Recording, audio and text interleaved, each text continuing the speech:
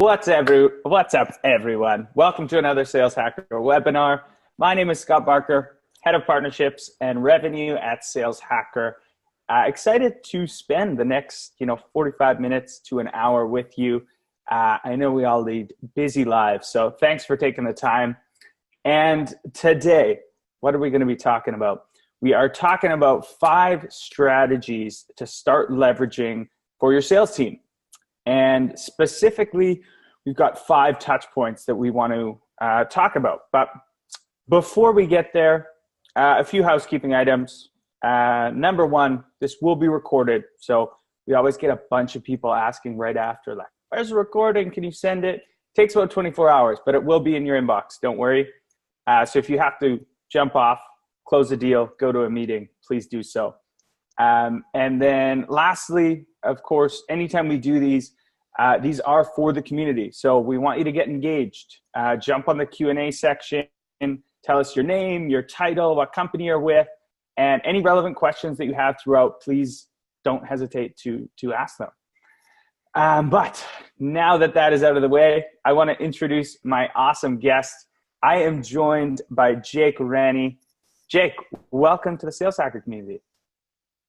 Scott, thanks, man. I appreciate it. It's always great to be partnering with you guys. Yeah, it's awesome. So I think this is the second webinar we've done together. We did one about a year ago. So yeah, I think so. Yeah, looking forward to it. So a little bit of color. I always like to add a little bit color for the community. If you've been living under a rock and you don't know who this man is, I'll give you the breakdown. So Jake Reni, is a high-tech enterprise sales expert. So with over 15 adventurous years of experience, you're currently heading up the Adobe Sales Academy, which is basically like a multi-phase career accelerating program in North America and Europe, designed to build and coach professional sales careers from BDRs all the way up to wherever you want to go in your career. And previous to that, you held the role of Senior Manager of Inside Sales for the Enterprise Division for North America. And you also serve as an official contributor and ambassador for Sales Hacker. Thank you for that. Right. And is former president of the Salt Lake City chapter of AAISP, which is the American Association of Inside Sales Professionals, who we love, and we love what they're doing for the sales professional as well. And impressive career, man. So excited to get to pick your brain. And I understand you're currently, so thank you for this time, because I know you're currently just about to go give a talk at Utah State University. Is that right? That's right. Actually, right after this, I'm gonna go lecture to some pro sales students as part of their Huntsman School of Business, and then do some recruiting. And they were gracious enough to give me access to one of their conference rooms. I'll give you guys a peek. They just happened to give me the biggest room here in the building, but Utah State is my alma mater, so it's always fun to be back here and give back to the program. And it's actually quite cool what they're doing. Yeah, I love it. We had about almost 1,000 people register for this webinar, and they could almost all fit in that room. We should have just flown to it. We should have just done it here. Yeah, we should have done it here. But if you don't mind, I actually want to call out what Utah State and other universities are doing. I think this is really cool. So if you haven't heard of the USCA, or the University Sales Center Alliance, this is an organization that is accrediting universities with 4-year sales programs for students. There are roughly about 50 universities across the country now, schools like Utah State, UT Dallas, Baylor. What they're doing, I think, is phenomenal, where they are putting students through 4 years of pro sales and marketing courses. They're getting them into internships early on. They are teaching them how to use tools like LinkedIn and SalesNav, and they are getting them out into the workforce with actual sales experience. I love it that no longer is there this stigma in academia that sales is for the person who dropped out or for the door-to-door salesperson. Like, this to me is so thrilling to see schools investing in sales careers. Yeah, I agree. And I think it just goes to show how like you said, we're just evolving this profession, so much into, it's getting more and more of like kind of that accreditation like you can get if you're like an accountant or like all these things. I think it's really cool. And we were talking earlier before this, and having done some hiring myself, not from Utah State, but up in Canada, we have a technical school up here that has a sales program as well. And hiring those kids versus someone with just like, run of the mill bachelor's degree, it's night and day for sure. So right. Anyone out there who's maybe a manager, looking at hiring people, I would go and do what Jake is doing and look at some of these other schools that have this USCA kind of accreditation or program and do some poaching there for sure. Do yourself a favor for sure. Yeah, absolutely. So quickly before we dive in, talking about managers and different levels of, people in sales, I would love to know who's actually joining us today. So let's do a super quick poll on just what your role is. Are you a BDR? Are you account executive? Are you a sales BD manager or director level or above? So let's do that quick poll now. And we'll give everyone 30 seconds.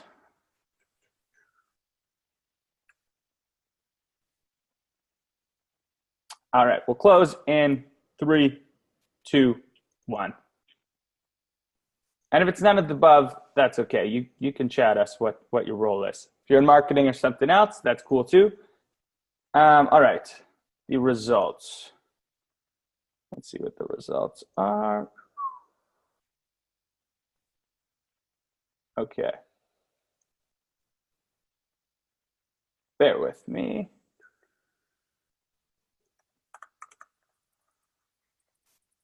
All right, just waiting for the results here. Anyway, let's keep rolling as the results are coming in. And okay, so let's start off. So we kind of got these. Too bad none of the personas were IT specialists. Otherwise, they'd be able to help you out right now. Yeah, exactly right. I think it's because someone else sets up this, so it's gone to them. But I've slacked them for the results. They'll be coming in soon. Don't worry. I'm teasing. This is great. Live webinars, baby. This is what it's all about. So we kind of are going to walk through 5 strategies today, as we talked about. Yeah. And the first one we're gonna tackle, and these could all probably be webinars in and of themselves, but the first one we're going to try and tackle is account-based selling, and it means a lot of different things to a lot of different people, I think. And what I want to know is, in your eyes, Jake, when you think about account-based selling, what's the first step in implementing or making this shift towards account-based selling? Well, I think it's recognizing that we probably need to start getting rid of some of these acronyms that follow the account-based or the AB part of it, and think about more like account-based experience, or a term we start actually using a lot internally at Adobe is ABX, account-based experience, because you can't have account-based selling without account-based marketing, and you can't have account-based sales development without account-based sales or sales and marketing. So the key here is the alignment. And in order to do that, you need to be together with marketing, sales, product marketing, demand gen, and all together talking about how can we orchestrate an account-based experience. That's the first thing here that we need to be thinking about. Yeah, that makes sense. And quickly, before I prod you a little bit more on the topic, so the results are interesting. Actually, more skewed to the kind of executive level than I thought. So, what is the role? BDRs, 13% of everyone joining us is business development rep. 25% being account executive, individual contributors carrying a bag. 19% fall into that BD sales manager range. And then 45% of people joining us are actually director level and above, which is super interesting. And I think will help us both kind of frame this conversation moving forward. So, okay, so account-based, you're looking at it more as this account-based experience. You can't have sales without the marketing. So then I guess my follow-up question to that would be, who do you need to get in the room when you start talking about, ABX, account-based experience? Who do you need in that room to get that kind of holistic plan in your eyes? So to understand like who needs to be in the room, I guess it's important to understand what account-based selling is at its core versus other approaches to sales. We can thank companies like Marketo, HubSpot for really teaching us about inbound selling and the keys to driving inbound leads and volume into our funnel. And at one point they even said, outbound is dead and inbound is the future of marketing.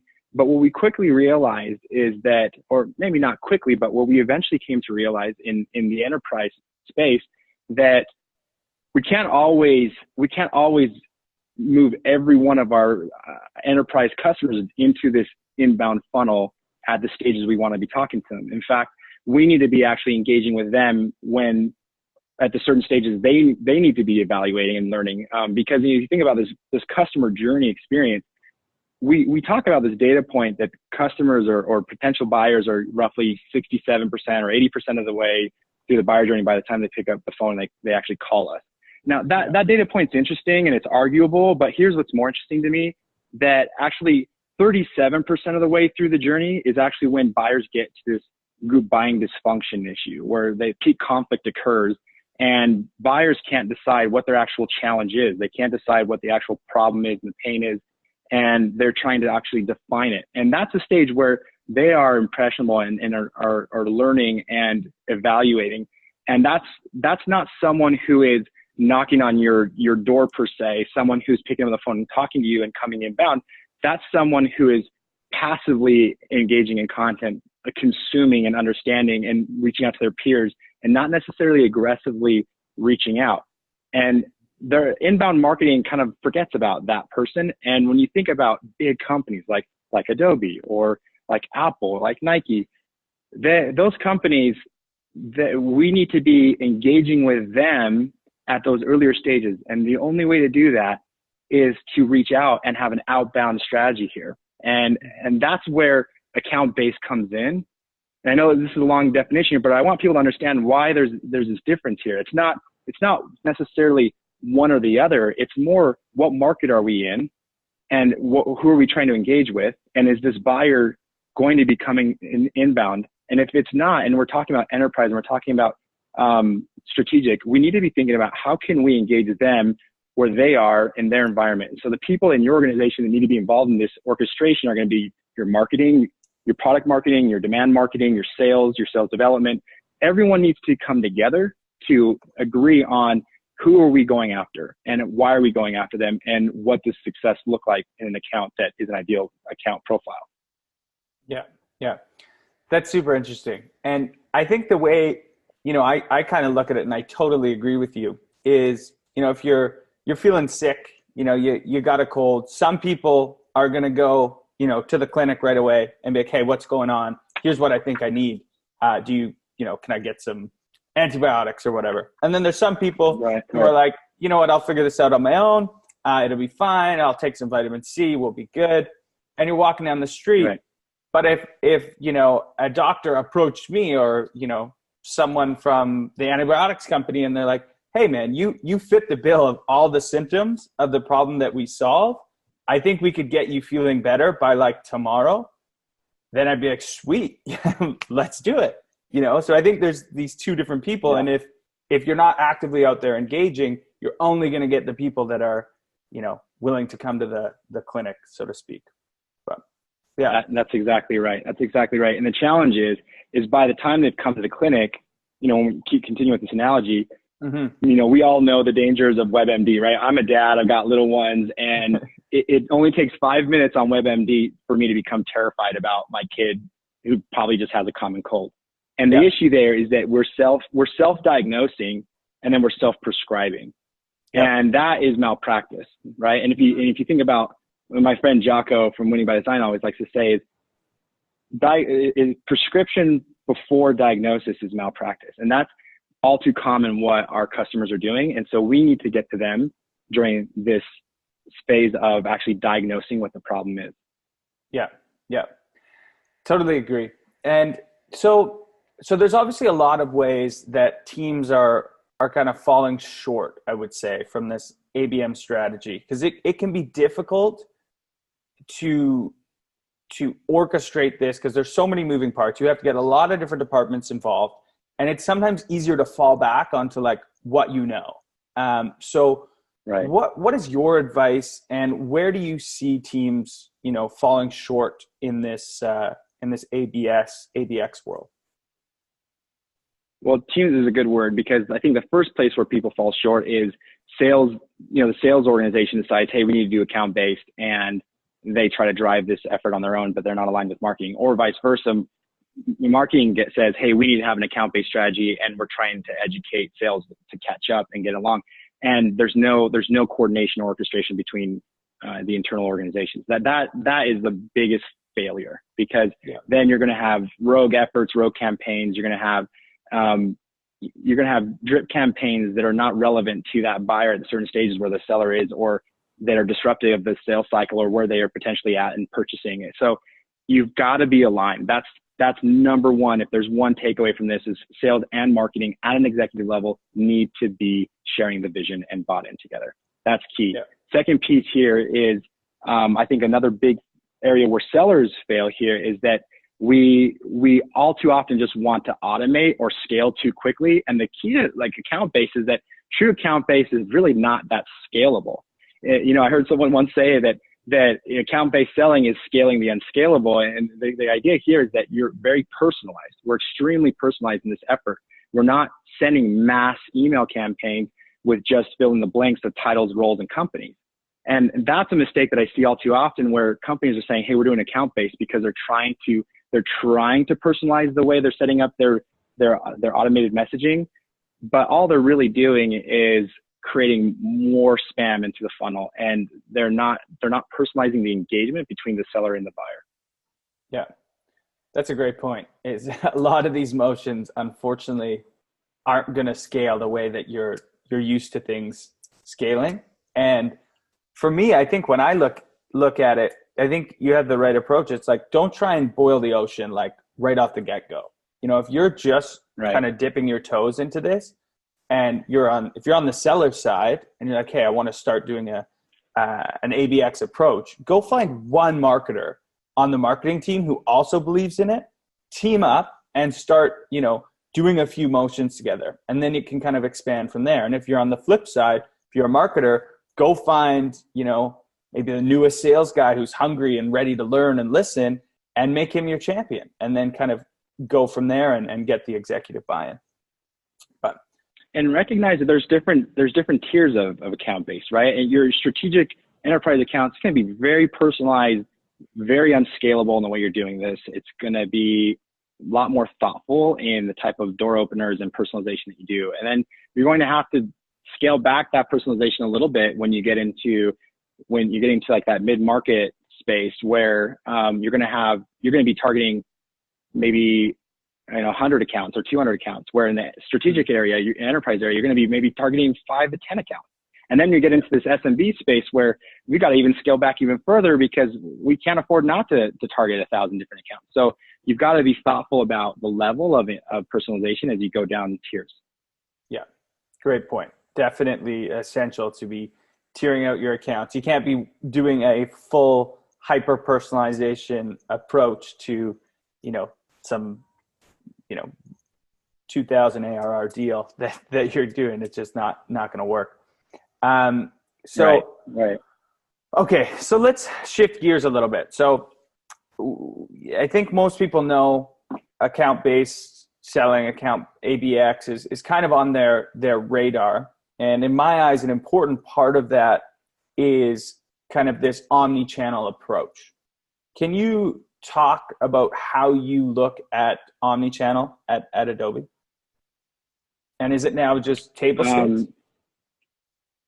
Yeah, absolutely. Yeah. And I think there's a lot of debate out there between cold calling is dead or cold calling is not dead, or social selling is like the only way to go. And the key here is to recognize in a modern sales organization that it has to be an omni-channel approach. There's no one size fits all. There's no silver bullet to this. I actually just wrote an article on this a couple weeks ago because it was driving me crazy to see everyone jumping on what they thought was the next solution to their sales, their sales organization and process. And it's not going to solve your problem, what your neighbor did. I think you need to see the good there and pull it in. So when we talk about omni-channel, you got to think about where are your customers?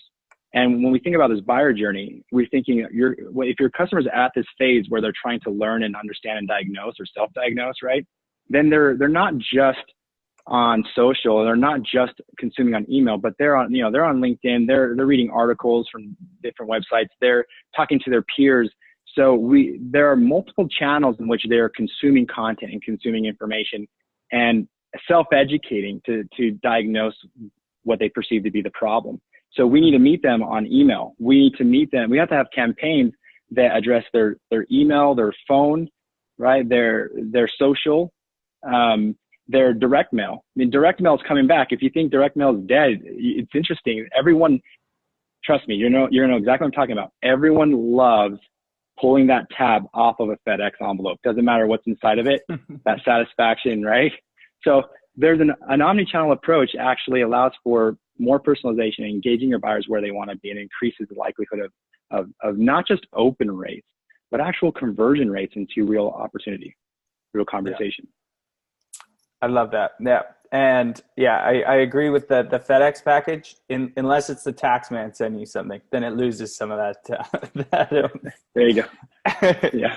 I agree, right? There's definitely no silver bullets. And I think anyone who's, on the cold calling is dead camp is just looking for, some likes on LinkedIn. And I think there's, a reason why this webinar was called, 5 strategies, not 5 solutions, because not all these things are going to be perfect, for your organization. Right. These are just strategies to start thinking about and start, looking to experiment with at your organization. So, and if you're looking, and if I'm just I want to share this, if you're looking, there's a great tool that we use at Adobe. If you're looking at ways to kind of scale your direct mail, because I see some comments here about people saying they're having success with direct mail, take a look at Sendoso. We use Sendoso. We love it. It's awesome. I mean, you can send personalized handwritten notes to, coffee cups, to cookies, to flowers. So that's an awesome tool if it's something that your organization is trying to do. Yeah. And we've actually got a webinar with Sendoso on Thursday of this week. So come and check it out. Yeah, they're good friends of ours at Sales Hacker, and yeah, they're got some pretty wicked success stories. So they're doing great. So let's talk about that. So direct mail, this is a channel that's kind of exciting you right now. Do you see any other channels that are coming online that excite you? Like, is there a new one? Like, what's going to be the next wave? Yeah, it's interesting. And I think, is it new? And sometimes I think it's just recognizing perhaps new areas, right? Because it keeps evolving. I think one area that is really interesting to me that has been around for a long time, but I think is actually just starting to innovate is chat. Chat bots. I think that you can actually have more value adding for your customer who's, at this phase of their consuming content on your website, and actually engage and receive content and receive insights and kind of receive this guided personalized experience while they're actually on your website. That chat to me, I think is an interesting area. Drift is doing some really cool things here with chatbots, and we've seen a lot of success. We've recently scaled our chat efforts, have been a part of the project for Inside Sales, and we've seen a huge influx of opportunities coming from chat that we didn't even anticipate would come in our first quarter. And what's also cool is, you think, well, who's coming in on chat? Yeah, we definitely get chat from that mom who is asking, can someone help my kid with his university account of Creative Cloud? I don't know how those chats come through. They do it every now and again, but we also see executives from some of the biggest companies out there. And from some of the biggest companies out there. And it's been phenomenal to me to see that there's a huge value add to even like the biggest, most strategic accounts that can convert into real opportunities from chat. So that's one. Another area, this is interesting, and I hope I articulate this well, is actually the way people consume content. I think it's changing. And content itself, I think, is a channel that's really interesting to me, where we've been living in this world of static content, and we've hit this era of innovation where we've got content management systems, and we have this static content that now lives, in places like LinkedIn has Point Drive, and there's other tools out there. But you're still only just understanding what the buyer is consuming on this one piece of static content. You're not really understanding more than that. You just know they clicked on it and how long. But there are new tools out there. We use one at Adobe called Tiled, TILED.co. Tiled actually creates this layered interactive experience for customers where they can choose their own adventure. They can actually, receive this content, and it's interactive, and they can go, depending on persona, depending on project, depending on interest, they can actually take the same asset that you send to your neighbor and have a completely different engaging experience. That to me is a really interesting channel that I think is being disrupted as we speak. Yeah, I agree. I was actually lucky enough to talk to the Tiled guys this week. They will be down at our Unleash conference coming up in March, as you will be. And yeah, they're doing some really cool stuff. It's basically like a custom interactive experience for every unique individual that you're sending it out to. So definitely looking out for more in that space. And I agree on the chat front too. I think especially when you talk about like these big executives coming on chat, I think it's because they're just looking for answers quick, right? Like speed is everything. If you've ever tried to get time on an executive's calendar, you know what I'm talking about. They're absolutely packed for 12 hours a day. So if they need something, they don't have time to, set up a meeting or wait for your email response. They want it immediately. So a channel like chat, it takes away that delay is very powerful. Okay. So it sounds like we've got all these channels, we've got social, we've got email, we've got video, we've got content, we've got all this stuff. And it can seem kind of like daunting, especially for like managers, how are we managing all of this? And I know at Adobe, obviously you guys are big into, automating, the right motions. So how can automation help? And what should you be automating versus what should you be keeping personal and human? Where do you draw that distinction? Yeah, that's a good question, because there's definitely value to automation. And we just got finished talking about how automation can be bad, right? And can really hurt your process. But there's also a lot of good to what automation can do. It can scale you. I think when I think automation, I go back to my experience before I got into SaaS, and I was in medical device. I did 10 years as a medical device rep, 5 years in the OR selling to surgeons. And I didn't have a way of accessing them other than a cell phone and knocking doors. I literally drove around all day long, got out of my car and knocked doors at different doctors' offices and got lost in the basements of hospitals for years. And there was no way to scale that because surgeons were busy and they were never going to actually engage with any other content. So when I got out of that industry and I got into SaaS and I had all of a sudden all these tools that like in my hands to augment what I was doing, at first I thought this is ridiculous. Then I realized how I was going from a process that would normally take me 6 months in what I was doing before to a matter of a couple weeks or even a couple of days to get in front of a decision maker. And that blew my mind when I found tools like Outreach that could automate my engagement or my cadences. So I know that if I do want to have an omni-channel approach, I need to be able to reach people on email, social, on phone, leave voicemails and direct mail. So if I could automate some of that to help organize that and make sure that it's structured, then I can codify it so that all my teams, all my reps can do it the same way, the right way, not templating it, but making sure that they're doing it the right cadence. And so outreach, that sales engagement is a great way to automate your process. Another thing is I used to spend hours chasing down surgeons for signatures. I mean, literally, that was part of my job, was go get a signature so that I could get paid. And it was always wet. I always had to get a wet signature back then.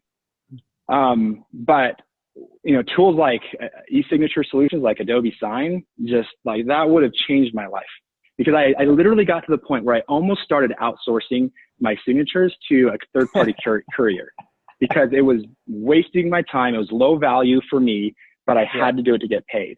If I had e-signature and I didn't have to literally harass my surgeons, not only would they have a better experience with me, but I would have closed my deals faster, and I would have hit higher close rates. So e-signature is a huge way to automate your process. There are auto dialers. You've got those built into tools like Outreach as well. Calendaring apps, scheduling appointments. There's not something that drives me crazier than going back and forth in a conversation about trying to schedule time with someone. And calendaring apps have, oh my gosh, it just has taken something so minimal but so time consuming and made it a value add. So there are lots of ways to automate what we do, and AI is just, it's poised to disrupt all of this. So let's talk about this again in 2 years or a year from now and see what's changing. Yeah, I agree. And it's funny, we have a similar story in that I was a sales manager for about two and a half years in the travel industry, which was also way behind, anything that we're doing in SaaS. And when I jumped over to the SaaS world, I was just blown away at the tool. I was like, if I had known about this, the things we could have done and the hours, and I probably could have worked 1 out of the 5 days and still, crushed my number in these other industries. And I think it's a large part of the reason, why I love doing these webinars so much, because there is so many full industries out there that are still operating in, less than the time that we're at now. You know what I mean? They're not utilizing all these, new technologies and best practices that are out there. Now, we'll end on this thought. Scott, I'll end on this thought, though, that it's really important to me, because one thing I always tell all my reps and my new hires is that don't allow technology to become a crutch, though, because that's a huge mistake. And I think that is also a pitfall, that we overstack, we over-engineer our tool stack, and then we actually burden our reps with too many tools, very little enablement, and then all of a sudden they're stuck in this process of automation, and they actually are losing time. So don't do that. I tell my reps, if you've got a pair of shoes and you've got a phone, you can hit your quota. I've done it. You can do it. But these tools will create velocity for you, right? This is your Iron Man suit. Yeah, I agree for sure. And that's why you hear a lot of people coming from other industries and coming into SaaS and absolutely crushing it, because they started with process, before technology. They knew exactly, how many meetings they had to set for one to go op, and then how many ops they had to get they had that all breaking down, because you literally had to schedule your day of, I need to hit this many or I'm not going to hit my number. Now with technology, it's easy to lead with technology. And I always go back to the classic people, process, technology. That should always be the order is, focus on the people, then bring in the process. And then once they're all, good with that, that's when you can start layering in different technologies. So speaking of which, layering in different technologies, put you on the spot here. What is the Adobe tech stack? What is it actually looking like? Oh boy. If you're comfortable sharing. I'll share definitely some of my favorites. So we obviously have CRM. So, I don't know if we need to talk CRM here, but for sales engagement, we use Outreach. Our reps love it. We've been using it for almost 3 years now. And then for call coaching and sales coaching, we use a tool called Chorus. Chorus is an awesome tool. It allows us to really listen to our calls, but it's not in a big brother way. It's actually one of the most highly adopted tools from our sellers because the value add to them, it allows them to also see the notes from their calls. There's an AI element to this with natural language processing that actually allows for us to coach specifically to, were they talking too much? What were their filler words? Did they start with an agenda? Did they close with next steps? You know, it allows us to jump into very specific parts of the conversation and coach to specifics on process of calls. And then also to model what awesome looks like and then scale that. So that's a great tool we love. We use Sales Nav, of course. This is a big one I get a lot of questions about, is where can we find good contact data? We have learned to really love Discover.org at Adobe. And I mean, you can't beat the fact that last year they acquired Ranking, this year they're acquiring Zoom Info, and the data set just gets better and better and better. Yeah. So Discover.org is a big one for us. And then I would say we use Tiled for this content engagement and for our sales playbook, our digital sales playbook. And then finally, we are starting to implement a tool called Xvoyant for coaching. So Xvoyant is a layer that sits on top of our CRM, and it allows us to visualize, okay, where are our reps? Are they actually hitting the cadences they should be as far as activity? It allows us to coach to specific elements of their strengths and weaknesses, and then set like scheduled programs with them and personalized programs with our reps to coach specifically to the attributes and skills and activities that they need. And then allows the reps from a rep perspective to see, okay, how can I back into my number and what do I need to do better? And tells us, you know, who's coachable, and it gives us predictability in our organization, and gives us a lot of visibility actually into the behavior. So that's a tool that I'm starting to get really excited about. That's great. And shout out Rob Jepson of Xvoyant. Great guy, great sales coach, and he's done an amazing job over there, and I love what they're building. Okay, that's really cool. And I totally agree with what you said about conversational intelligence. It's been funny because it hasn't been that long that, you know, this category has been around. And I remember when it first came out, I was like, man, as a rep, I would not want that. Like, that sounds awful. But it's actually the exact opposite. To anyone that has ever interacted with these things, people love it. And it's almost because, you know, lots of salespeople are a little bit lazy, and this can actually help you. You know, it can, like, you can listen to your recording. You can, like, pinpoint right before you're going to a meeting, like, what they were talking about, what were the next steps, and saves you a lot of time and just is ultimately going to make you a better seller. So it's been interesting to see the reaction and the adoption. We love it. We love it. Yeah. Let's talk about this. So let's say, frame this for, you know, we had a lot of managers, a lot of directors, and you named some awesome tools there, some like specific tools. Let's talk on a category level. What do you think is table stakes today? Like, if you were to go join a company, build a tech stack from scratch, what are the different categories that you're looking for? So you said CRM, sales engagement. What else are now just table stakes for you?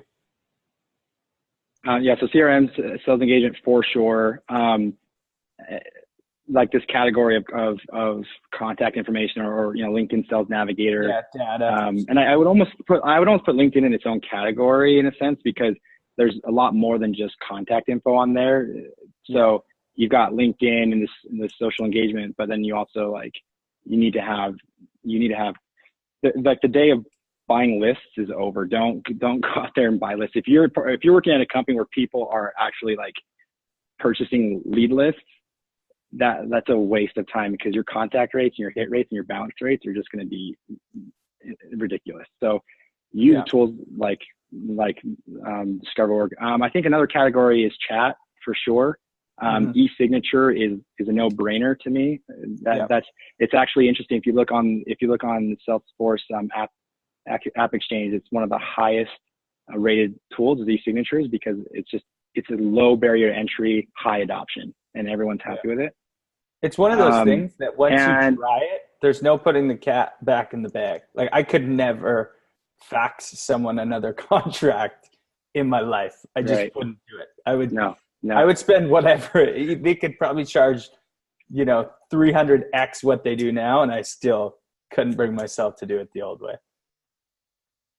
And then I think the last two things for me are like content engagement. So how can you create engaging content for your buyers to consume, and then this category of coaching. All these tools we talked about. I think we have gotten to a point in this industry of sales where we're forgetting the importance of coaching, not training, not one-on-ones or deal coaching, but actually coaching to skills. And so I'm really excited that this category is really emerging of coaching technologies to help us focus on the right people and the right skills that we need to be working on. So that would be my core stack in the categories I think are most important. Yeah, agreed. So let's talk a little bit about coaching then and ongoing training. So we talked a little bit about, ABS, putting that system in place, how to have an omni-channel approach, and then what tech stack you want to bring in. And so now you've got that fine-tuned, but you're always going to run into this problem where you have some people that get it and they're absolutely killing it. And then you have others that aren't cutting it. And then you have this big portion of people that they're all right. They're doing okay. How can you duplicate your top performers and essentially move that big chunk into, those top performers? Yeah, this idea of move the middle selling, right? Well, you'll notice that roughly about 20% of your organization are going to be your top performers, or actually less than that. But the idea here is you want to take a look at your top 20%. And it's interesting too, because within your organization, you'll actually find your real top performers are very few and far between. You're going to have about 4% who are just doubling quota attainment, right? And this is really interesting data that CEB put out there, that roughly about 4% are going to be just crushing it. You're going to have about 50% of your organization actually hitting quota. But you want to take a look at that top 20% and evaluate what awesome looks like. What does good look like?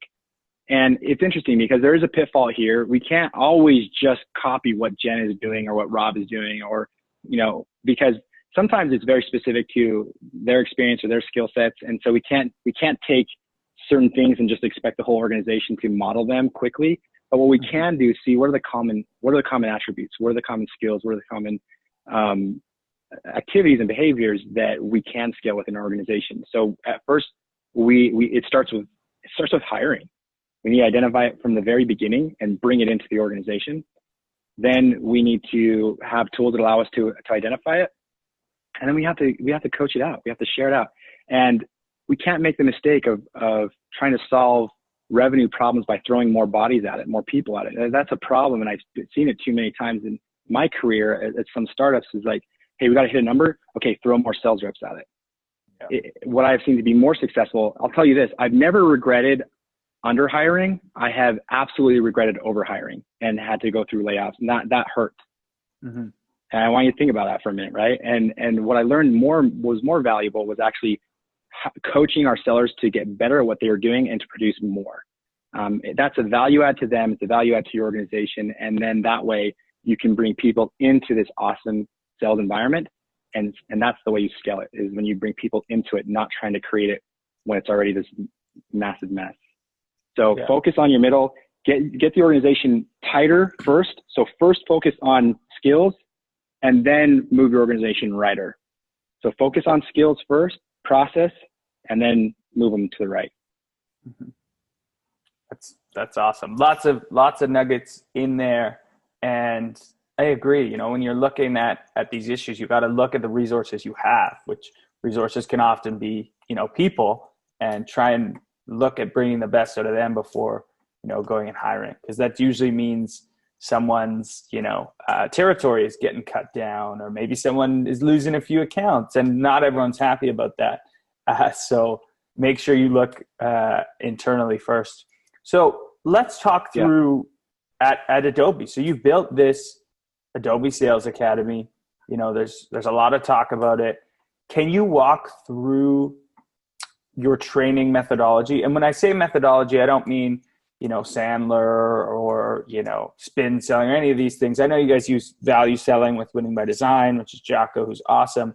But more, can you walk me through from like onboarding a rep to seeing them become a top performer and what that kind of looks like?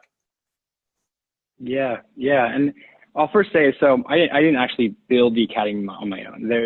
I walked into a great concept. I walked into a great idea. This was something that had been thought of, but never really scaled. And so I was lucky to come into a project that smart people had created before me, and I just got to be a part of really growing it. So I want to establish that, but yeah, what I love about the academy, what I love about what I do and what I get to do is this program is very intentional.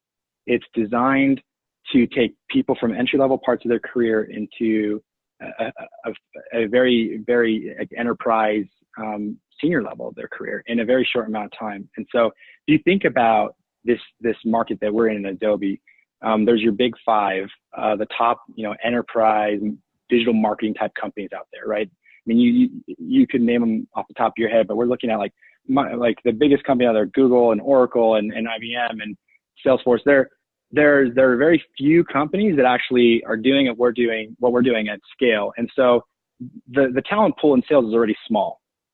Well, the point I'm making is that it gets even smaller when it gets into digital marketing technology and SaaS. And also trying to get into an enterprise field sales role at a company like Adobe is going to take you at least 5 years of enterprise SaaS sales experience to ever like get a field job here, which takes some time.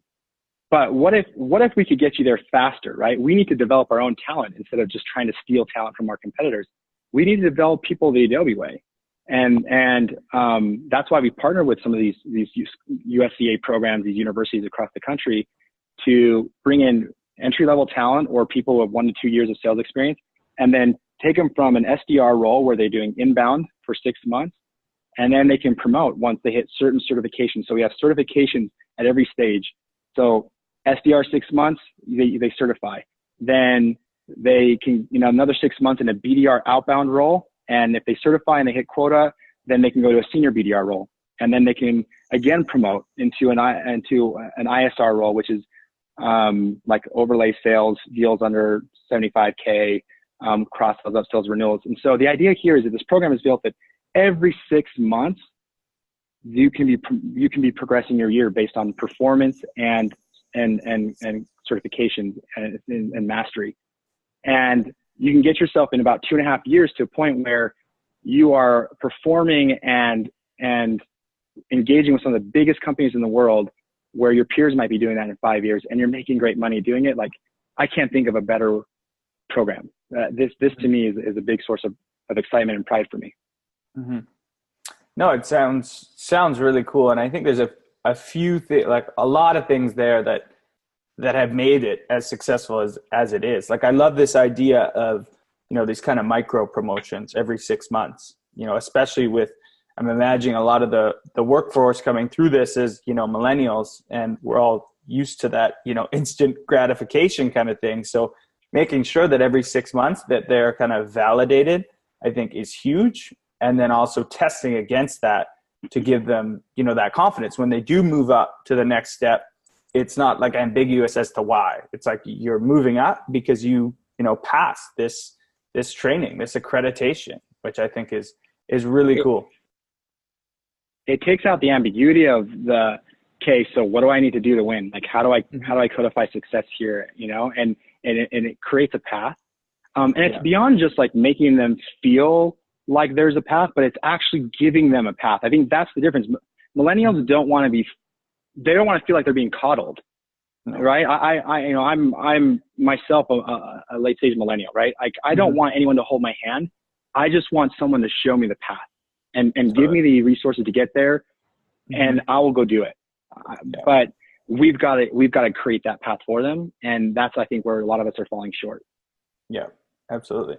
And then the great byproduct for the Adobe team is you're creating absolute weapons that have been, immersed in this culture, and you get to train them from, basically scratch, and you can pick up bad habits, which we all have, and we all see people that have from, you know, selling in different organizations. So absolutely. Yeah. So I would love to continue down this path because there's a lot there, but we got to get to the last two kind of points we had, the last two strategies.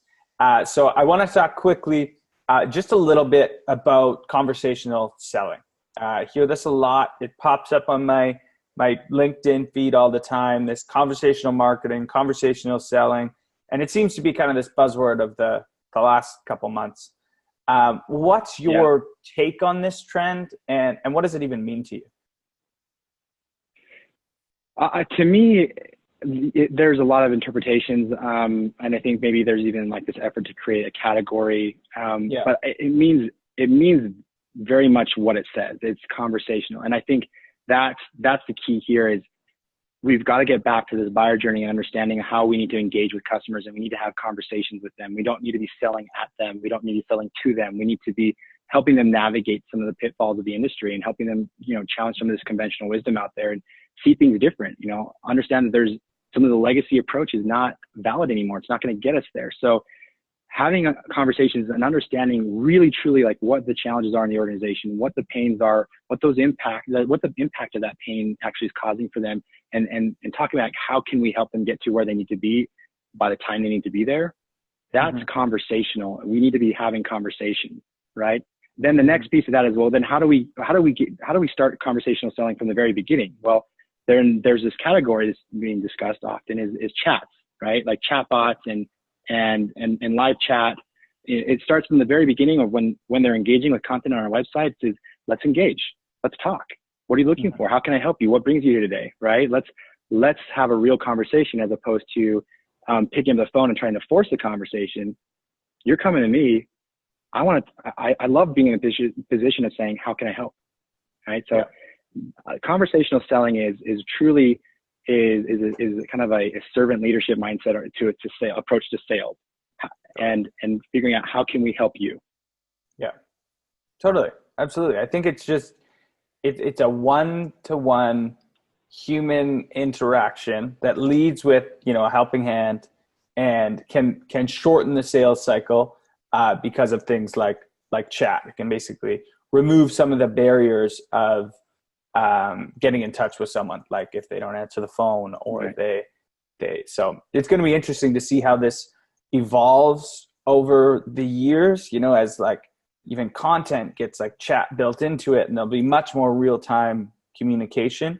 So it's going to be interesting to see how that goes.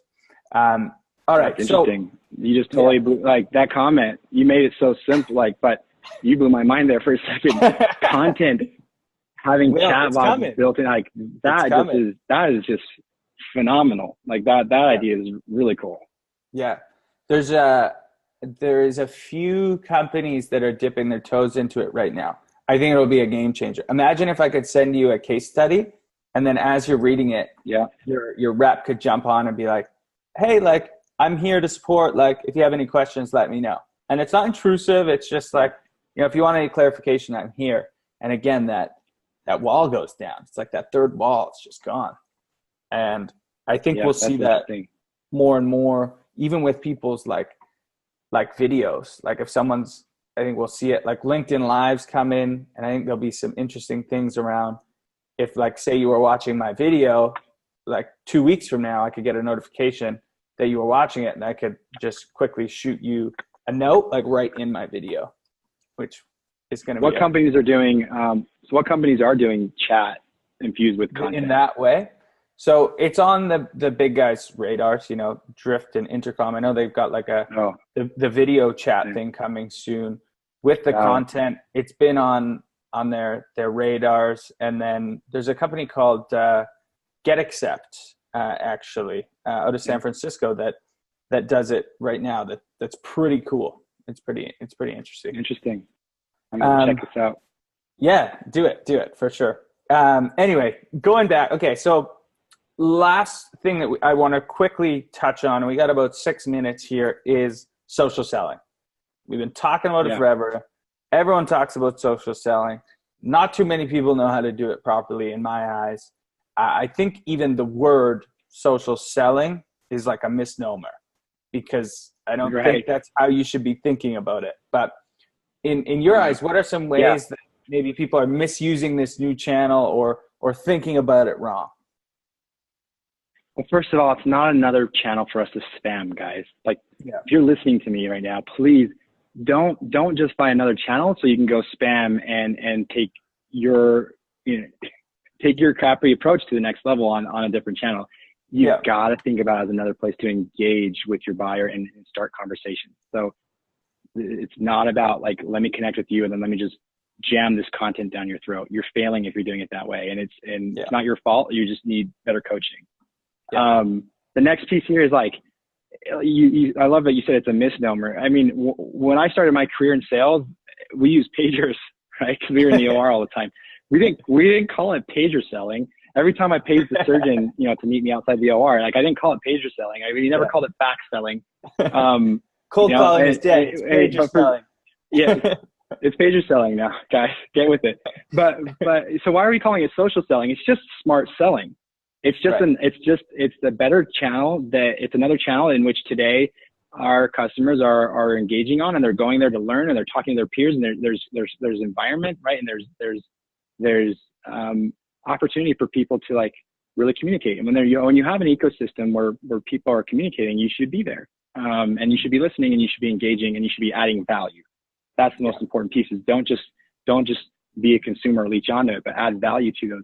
So social to me is one, understanding the importance of your personal brand and investing in your personal brand for a reason, because buyers today, LinkedIn has done enough research to prove that buyers want to actually engage with the person, not with the brand per se. So even though everyone loves, Apple or everyone loves Nike, people are getting more interested into like, who are the individuals behind it, right? Who are the people designing these shoes? Why, and who are the creatives that are working with the, the production to create such awesome, shoes for us?